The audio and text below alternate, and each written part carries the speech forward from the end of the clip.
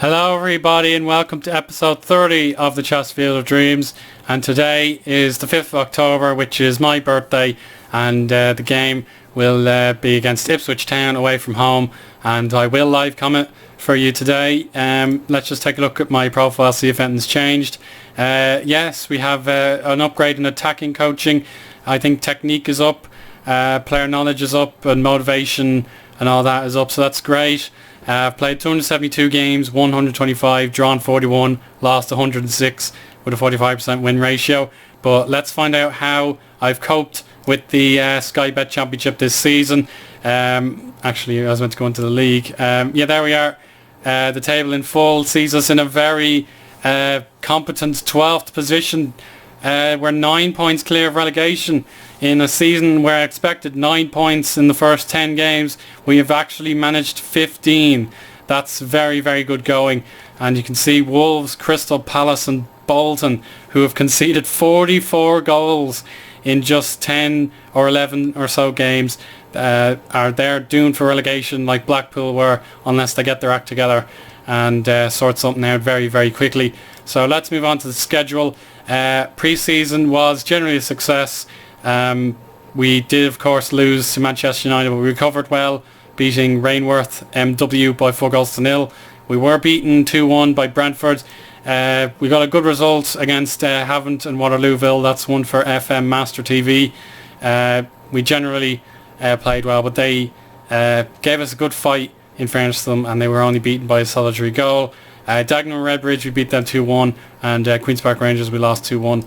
Then a bit of distress against Leicester. We didn't play particularly well, but we did get one goal back in stoppage time thanks to the new signing Adam Armstrong, if I can find him. There he is, Adam Armstrong, got a late goal. Nuha Dicko is back from injury, or didn't suffer too badly at all, whichever suits. Onto the York game. I played York and we won 2-1. We lost 2-0 against Brighton. We don't really like playing Brighton. Great results, but probably should have been a win. One that got away against West Ham United. They had a man sent off and a man injured, and we gave away a penalty after all that in the 66th minute, and we pelted them with abuse for the remaining 20 minutes or so. We just couldn't break through. So heartbreak, obviously, letting go of some very much needed points. But we did get a fantastic result away to Cardiff City. Adam Armstrong scoring there, and then we beat Watford in an excruciating game. We were driven all the way to extra time, but Gubili Aribli scored in the 115th minute in a very end-to-end game against one of the most competitive teams. We did lose two of our defenders to injury, but then we cruised past Bolton 3-1. Jake Gray, Lee Griffiths, his first of the season, and Noi Beba all scoring. Sheffield Wednesday, we were beaten fair and square there by 1-0.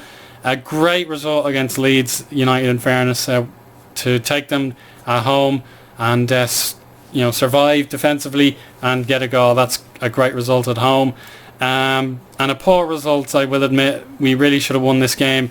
We took the lead early on, conceded, took the lead again, conceded, took the lead again, conceded, and yet again our enemies, the MK Dons, get away with it. And then disappointment as Stuart Pearce and his Rotherham team have beaten me again. It was just one goal that was needed, and we failed to use home advantage.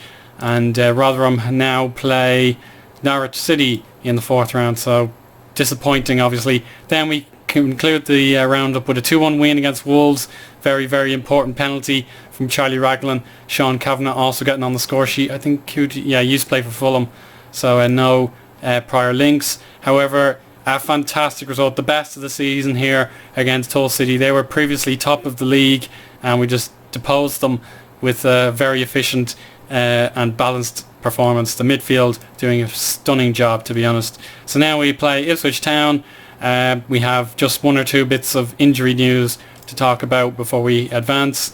The big one was for Pablo Hernandez. He's out long term for 4 to 6 weeks longer. Sean Hutchinson injured in the game against Watford, and as was Adam Reddington, he's just come back as well. Thomas Broughton, we let him go out on loan, and I think that's about it really. This will be our team to play. and we'll see in the highlights who does the better job. And let's just take a quick look at the squad before we move on. There's definitely a lot on my mind, and we're going to just take a quick look at selection info. Jakob Brunner, Lee Griffiths, Sid Nelson, Ollie Banks and Regan Booty have all played most, with Noe Baba, Matt Doherty and Sean Kavanagh all tying. Top scorer is actually a 5-way tie. Regan Booty twice, Noe Baba twice, Tendai Darikwa twice, Adam Armstrong and Jordi Huila. Lee Griffiths not at his very best as of yet, but his mind isn't in the game. But hopefully we can get him to sign a new contract in time, because his is due to expire at the end of the season. So we're going to be fighting for his signature if no one bids for him in the winter transfer market. That'll be very important. And the average rating, Adam Reddington, yeah, we won't really count him. Regan Booty, 7.10. He is again proving his weight in gold. Stephen Kingsley, he's doing very well. Noe Baba, Sean Wilson, who is just 19 years of age. He's very, very promising for a youth graduate. And Luke O'Neill is next, and Jimmy Ryan, so on and so forth. So that'll be a roundup of my team. Generally it's the midfield and defence doing well, but in time I'd say my strikers will get some goals. But let's find out what happens in our live com against Ipswich Town, which will be split up depending on how I feel. Okay, welcome back. This is a look at the lineups for both teams. Very similar formations, just the Ipswich manager prefers a defensive mid. They've got some good players like, is that Jonathan Parr? I'm not too sure. Oh, it is actually. The former Crystal Palace man is actually a striker for them. They've got Adama Collison, is that Keith Long, I presume, and Ben Amos in goal. And we'll just sort out the opposition instructions very quickly. This is one of my least favourite new elements of the user interface. It's just really, really poor, having to do this all yourself. I'll just pick, I think we should go after Collison. He seems to be more attacking minded. It's just very, very poor. Yeah, so anyway, team talk time. Let's see how we fare. Can we keep our run going? That'll be great. Bit of injury news to Stephen Kinsella as well. I didn't mention him. He's our Everton loanee. He's on the bench. No, he's not actually.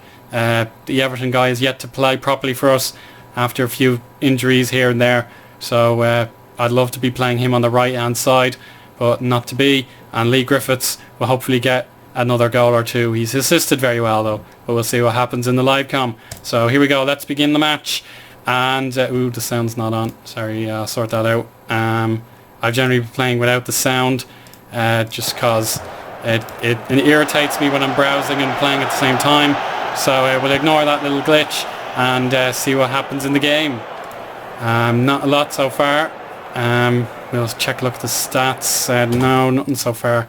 Goodness gracious. Here we go. It's for Chesterfield. Oh, he's wasted it. Darikwa to Price. Wilson. And Lee Griffiths dribbles past two. Oh, he couldn't find his pass. That was the best chance of the game.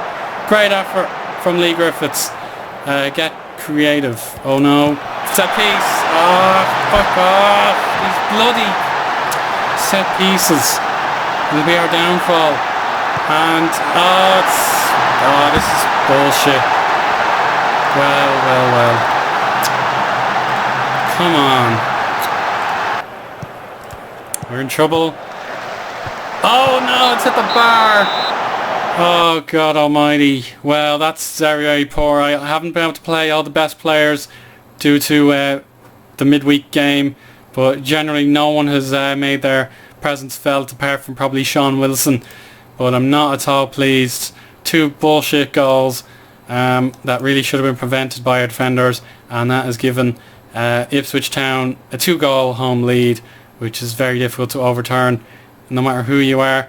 We probably haven't passed the ball properly. The stats will probably say 68% passing. It's not good, but compared to Ipswich, they've only had 71% success, and now we're going to have to try and get back in this game. Oh, that's a chance. Oh, I think he's missed it. He really should have scored, and now we're under pressure. Another. Oh, for God's sake. Wow, these live comms are just out of control bad. Very, very poor. We're like suffering Arsenal against Stoke or something. It's just a really, really poor performance. And don't tell me they're going to score again, no. And that'll be all. Yeah. It's just complete turnaround. Like, you can't expect to do well 2 games in a row. Regan Booty intercepts. Here's Lee Griffiths. He's really got to get his shooting boots on. Oh, he's got an opportune. Oh, good goal. Good goal. Sean Wilson, 2-2. And we have a chance. Well, it could be a good moment for Benik Afobe if he can score here and get this game alive. And Doherty is going to be reprimanded for a foul I did not see. So Sean Wilson having the best game out of anybody in white. Bad day for Crystal Palace. Here's Lee Griffiths. Poor. Oh, for fuck's sake. Oh no. Come on. That's a disaster now. We're going to be depleted of attacking mids before we know it. So we're down to 10 men. We're going to defend. McDonald clears, and that's the end of the game. A very, very bad live comm. I've picked the wrong one yet again, but these things happen. The championship is not going to be as easy as it probably looked in those first 10 games. So reality checks, they're part of the game really. Disaster for the goalkeeper, but those set pieces, I've been practicing them again and again and again, and still no success. So not the end of the world. We've still got 15 points and Wolves are on 7. So we've more than doubled what they've achieved thus far. So we just need to keep our heads held high and hope that the injury to Sean Wilson isn't that bad. Yeah, so it's going to be another week until our next game. That's good news. I know 2 weeks. We get rest. That's very, very important because we played Hull 4 days ago. And wow, that's something now, isn't it? Torn calf muscle. So our prodigy is out for half the season. So we're going to either have to go 4-3-3 or 4-4-2. So not good at all. And we've been beaten by Mark Warburton. So fair play to him. But yeah, we'll leave it there so and come back in probably December time. We'll look at that and see who we play in there. So we have only the FA Cup to look forward to, otherwise in our competitions just the 3 this season. But apart from that, I hope you enjoyed, and you can probably see I'm coaching, defending set pieces, and clearly it didn't work. But apart from that, I'll speak to you again later, guys. Cheerio.